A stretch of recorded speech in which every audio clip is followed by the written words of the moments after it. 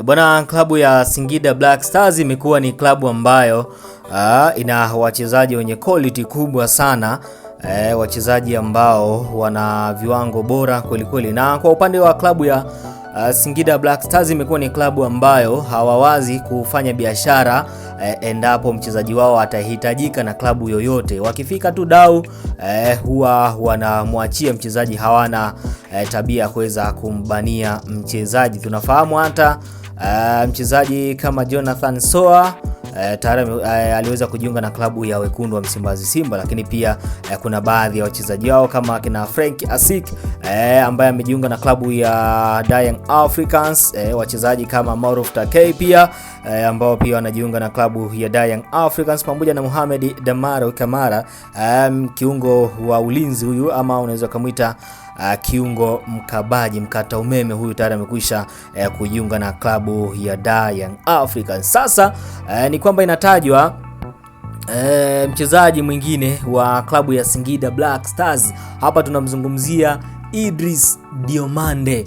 Mchezaji huyu bana anatajwa kuweza kujiunga na klabu ya Wekundu wa Msimbazi Simba. Ni kwamba kwa upande wa uongozi wa Wekundu wa Msimbazi Simba, wao wanapambana kwa udi na uvumba kuhakikisha wanaweza kunasa saini ya mchezaji huyu ambaye ana kiwango bora kweli kweli tangu alipoweza kujiunga na klabu ya Singida Black Stars. Bwana, mchezaji huyu ni mchezaji ambaye mwenye uwezo wa kucheza kama namba 10, lakini pia ni mchezaji mwenye uwezo wa kucheza winga zote, kwa maana ya winga ya kushoto namba 11 pamoja na winga ya kulia kwa maana ya namba 7.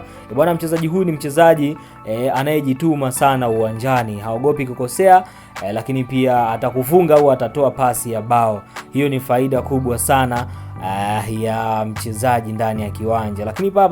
Lakini sijui kama itawezekana cause offer ya Idris Diomande ni kubwa, sio mchezo, lakini kama akimpata basi Wekundu wa Msimbazi Simba wafahamu kwamba wamepata mashine ya kazi. Lakini pesa kwa Wekundu wa Msimbazi Simba so issue endapo na kuhitaji uweze kuitumikia klabu yao, wamekuwa wanamwaga pesa kweli kweli. Bwana, kwa upande wa Singida Black Stars, wao hawana shida kabisa.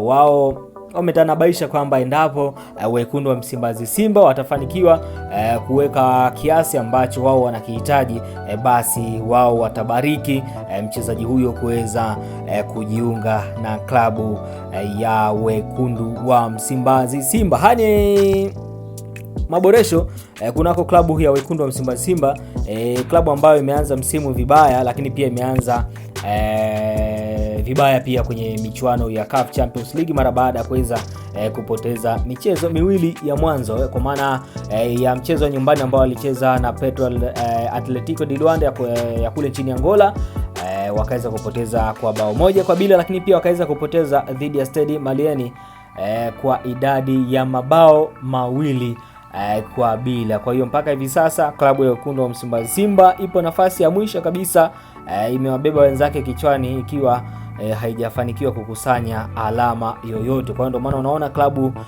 ya Wekundu wa Msimbazi Simba kupitia viongozi wake wanapambana kutafuta saini ya wachezaji ambao watakuja kuifanikisha klabu hiyo kuweza kutinga hatua za mbele, kwa maana hatua ya robo finali, nusu finali, lakini pia ikiwezekana hatua ya finali kama walivyozoea. Tunafahamu kabisa tangu Wekundu wa Msimbazi Simba wameanza kuingia kunako hatua za makundi kwenye michuano hii ya CAF Champions League, lakini pamoja na CAF Confederation Cup hawajawahi kuishia kunako hatua ya makundi. Kwa hiyo endapo itatokea msimu huu, basi itakuwa ni kwa mara ya kwanza na utakuwa ni msimu mbovu kuwahi kutokea kwa upande wa klabu ya Wekundu wa Msimbazi Simba. Kwa hiyo ndio maana unaona viongozi wake wanapambana kuhakikisha wanapata wachezaji ambao watakuja kurejesha makali kunako kikosi hicho cha Wekundu wa Msimbazi Simba. Lakini kwa wale ambao wanaendelea kuifuatilia Mlacha Media, pia unaweza ukatoa comment yako hapo na mtazamo wako kuhusiana na kile ambacho kinaendelea kunako